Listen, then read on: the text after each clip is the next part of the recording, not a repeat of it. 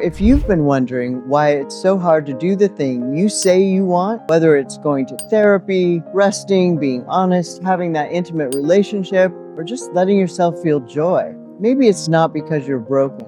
Maybe it's because part of you is still scared. And that part, it certainly doesn't need more pressure. It needs permission. Now we're going to pivot and talk about what that permission looks like in your real life and how to start showing up differently without overwhelming your nervous system. Because healing is not force, it's trust. And the more you understand your resistance, the more you can finally move through it, and gently, for real. So something tender, something holy, something hard that's often left out of healing conversations. Why do faithful women self-sabotage?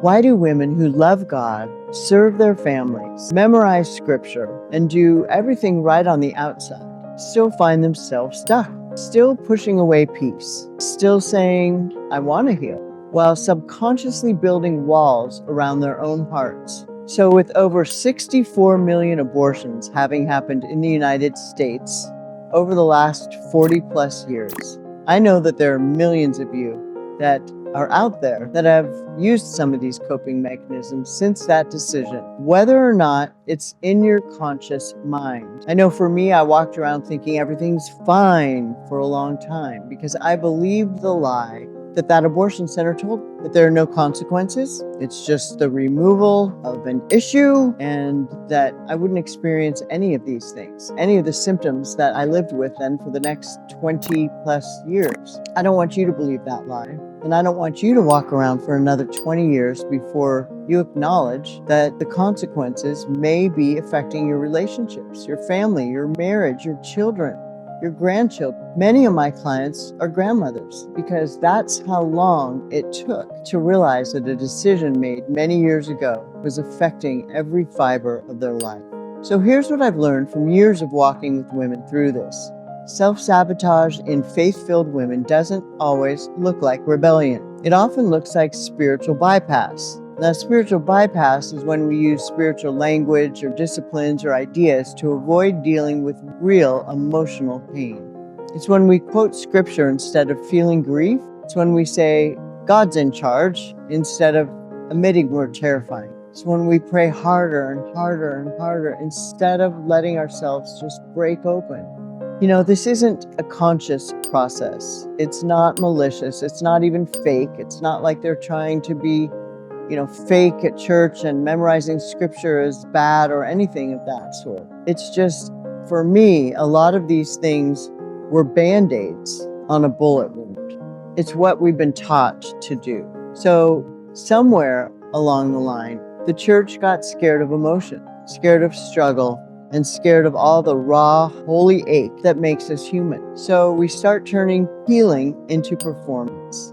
I shouldn't feel this way. I need to have more faith. I just need to pray more and this will go away. I'm struggling, but I laid it at the cross. I know I'll be fine. I need to be strong for others. All of these things I said to myself. But can I tell you something? That's not what the gospel asks of you.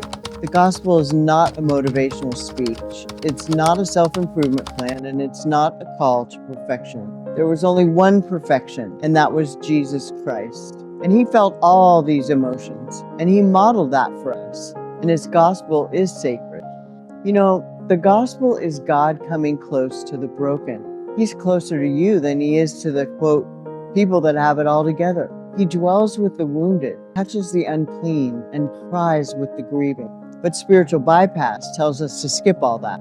Wants us to say shiny, say social media perfect, stay unbothered. Because if we're not okay, maybe it means we don't trust God enough. Well, that's not the truth. But I've been there, smiling through the panic attacks, leading Bible study with a huge lump in my throat, keep quoting, be anxious for nothing, while quietly drowning in anxiety.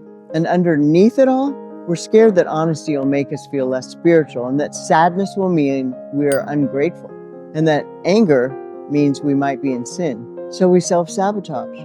We don't let those feelings come up and out and be processed in a healthy way. So I don't want you to stay in broken patterns like I did. I don't want you to be afraid that actually feeling your feelings might take you to a place deeper than you're able to handle. You know, I remembered of a woman I sat with at church once called Kendra. We'll call her Kendra anyway. and she was on staff at the church, and we were both leaders in women's ministry at the time, totally passionate about the word. And we loved praying. We led 2 prayer groups, and I remember her saying through tears, "I don't think I've ever let myself be sad in front of God." She said she thought it might mean that she didn't trust him. She was heart-starved, not faithless. She was a woman of great faith, but she had been taught that emotional honesty was rebellion and she shouldn't go there. But scripture says the opposite. In fact, the Psalms are full of raw lamentation. David cried, screamed, raged, doubted, pleaded, and not once did God shame him for it. In fact, David was called a man after God's own heart. And why? Because God isn't looking for perfect prayers. He's looking for present hearts.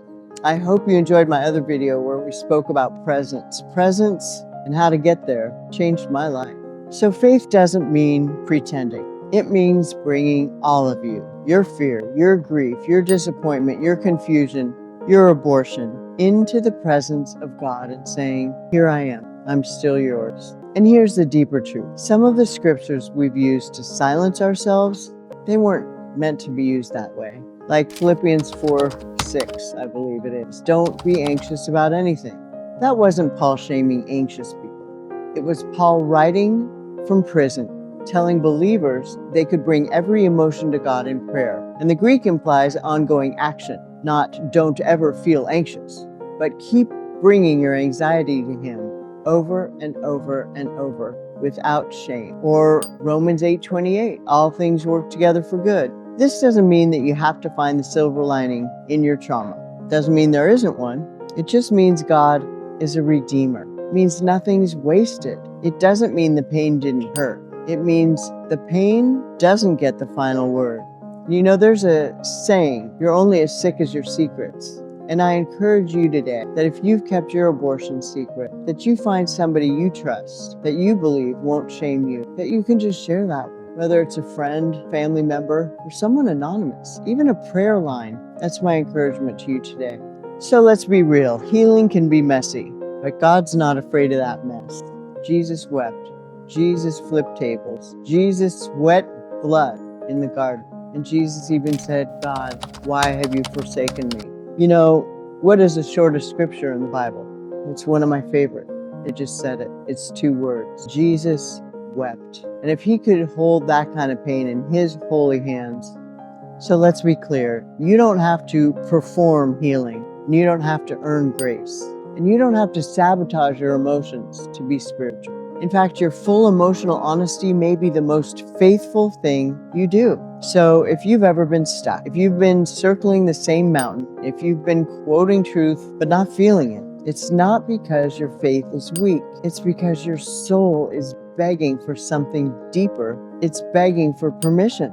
Permission to grieve, permission to question, and permission to feel without losing your place in the kingdom. And that permission, it already belongs to you. So I hope some of this has been useful to you today. I would love to hear your heart in the comments, and I'll do my best to answer everyone. I know this has been a little bit heavy. I just want you to know, if no one told you today, you are beloved.